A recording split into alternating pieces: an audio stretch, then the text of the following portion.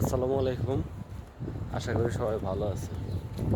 কিছু কইলেই তো সমস্যা বেজে যায়, কইলেই নানান সমস্যা, কেউর কাছে ভালো হবো না, সবাই ভারী ভারী চোখ করে থাকবো আর আঙ্গুল দেওয়ার চেষ্টা করবো।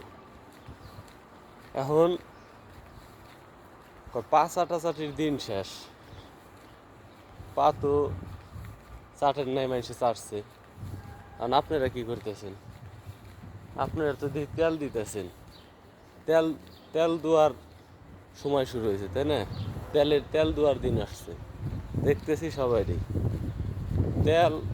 এই জগতে তেল না দিলে কেউ বড় হয় না, সেটা আপনারা ভালো করে জানেন। এর জন্য তেল দিতেছেন।